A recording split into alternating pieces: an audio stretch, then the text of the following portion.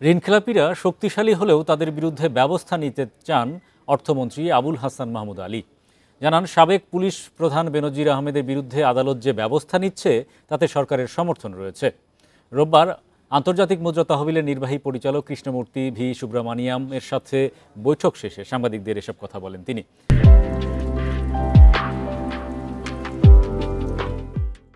এছাড়া সাবেক সেনাপ্রধান আজিজ আহমেদের বিরুদ্ধে কোনো দুর্নীতির তথ্য থাকলে তার বিচার সেনাবাহিনী করবে বলেও জানান অর্থমন্ত্রী।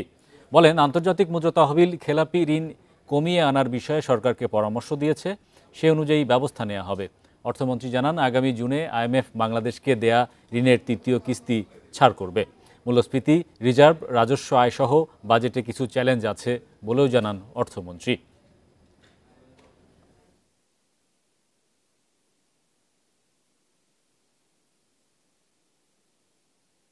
যারা আর কি ঋণ খেলাপি তাদেরকে ধরতে হবে। বহু টাকা হয়ে আছে, কি বলে ওই যে কোর্টে আটকে আছে, তো এইটারও একটা চেষ্টা করা হচ্ছে। ওইখানে যে টাকা আছে সেটা দিয়ে তো অনেক কিছু করা যাবে।